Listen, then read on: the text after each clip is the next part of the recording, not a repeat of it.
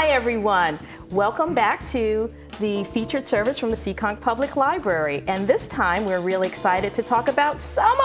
It's summer. It's summer. We've been looking forward to this for so long. If you don't know, my name is Michelle Garrio from Adult Services, and I'm here with... I'm Sharon Clark from the Youth Services Department. And we've got lots to talk about, so let's get it started. Let's kick it off. Let's kick it off, Sharon. Let's talk about summer kickoff events. Libraries offer engaging educational programs all year long, and in summer even more so. So let's talk about some children's events, and we'll start with our summer kickoff events that will be held the week of June 8th through the 15th. So Rocket Building will be on June 8th, and that's a program where students come in, build rockets with the help of Major Don Morrison from the Civil Air Patrol, and then they launch them the next week, which is, or the next Saturday, which is the 15th. That's one of our STEM featured programs for the kickoff week. The Pokanoket tribe will be visiting on June 13th with tribal stories, regalia. They'll have a beading craft. This is in the meadows, which we love to take advantage of the meadows. We'll also have farm visits, traveling pets in the meadows. So these are three very different programs to help us kick off our summer programming. The big night is kickoff night, which is Wednesday, June 12th. We will have a lot of activity stations for the children to take part in. We'll have planetary crafts. They're going to help decorate the children's room with planets because the theme this summer, which I didn't mention yet, is a universe of stories. Universe of stories. Yeah, makes so sense given now. that theme, we are doing a lot of things with space, and that planetary craft is one activity. And again, the children will help decorate the children's room with planets hanging from the ceilings. And we'll see a lot of different planets, I think. A lot of unique... creative ideas. Exactly. What might be out there. We'll also have tables of space activities. We'll have an astronaut photo booth. Always fun. Yeah, that's going to be great. And it's also an opportunity for families to sign up for the Summer Reading Challenge and the Summer Learning Programs, which we'll talk more about in a few minutes. And you can't have a summer kickoff event without ice cream. Ice cream? That's Wait a minute. That's how Nobody I told feel me about about it. that. Yeah, the children will sign up for their summer learning programs and reading challenge, and wow, let's do ice cream. How sweet it is. How sweet it is. And it wouldn't be summer at the Seekonk Public Library without lots of music to enjoy. And we're really excited that this year we've actually sort of extended what we normally do in the meadows with a couple of programs that are happening before then. We have our open mic night, followed immediately by a concert from Lainey Dion. And we also have June 28th, the Massachusetts Walking Tour, which is actually a music group that will be giving us a concert on the 28th at 6 p.m. We get to follow that with 4 summer concerts this year in the Meadows, and we have some local folks that maybe you'll recognize. So we'll start with a little Cajun music on July 10th at 6 p.m. by the Squeezebox Stompers. We have local artist Eric Barrio on July 24th at 6 p.m. Other local artists, Phil and Dawn, giving us some acoustic rock hits on July 31st at 6 p.m. And we're going to round it out with our much beloved, one and only, Bill Harley with his beloved family, children, music and stories on August 7th at 6 p.m. So please come enjoy some music with us. And he's a tradition now. Every summer, I think he comes to visit us. Pretty much. Not to put any pressure on it. No pressure, no, but we love having him. Let's talk about our Summer Reading Challenge for children. It's a program designed to encourage reading throughout the summer. It's a little bit different than what we've done in the past. This year, we're going to have a community challenge. And the challenge is for collectively for the children to read 35,000 minutes, which sounds like a lot, but I think it's more than doable knowing... We can do it together. Yeah, knowing our readers in our town. Here's how the challenge works. It runs from June 1st to August 10th, and the children sign up, or the parents sign up the children online, or either through our website or through the Beanstack app, which I'll give you details on how to find the signups. And then the children just track their reading time. For the summer, what we're doing, again, is we're trying to meet that challenge. So to have children read and then just track the amount of time spent reading. So they can read anything. They can read books, magazines. I always say you can read the back of the cereal box. I mean, it's reading. Let's count it. If it's 15 minutes spent reading, it can be anything. So that's just one aspect of the Summer Reading Challenge. They also earn incentives. There are digital badges. Every time the children come in, they get a raffle ticket, which is a highlight of our summer Always reading a program. Always, highlight. the kids are coming in. I want my raffle ticket. You got it. Here it is. And we have raffle prizes throughout the room. This year we'll probably have about 25 different raffle prizes. And the idea behind giving children the raffle ticket when they come in is to encourage the not only library usage, but to make sure that the children know that the library is a fun place to land. It's a fun place to be. It's a great place to explore not only the books that, of course, we're known for, but all of the other programs and services In different formats now of in different information we have.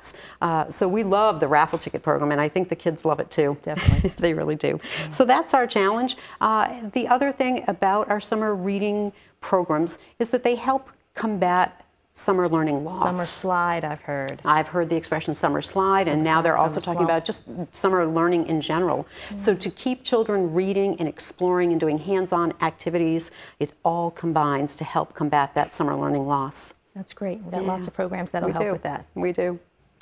And 2019 is the 50th anniversary of the very famous Summer of '69. Now, it's famous for many different reasons. Locally, I believe it's the 50th anniversary of the Seekonk High School, the first class that finished all 4 years. Okay. So congratulations to those folks, and welcome back to town for anybody who's coming back for that reunion.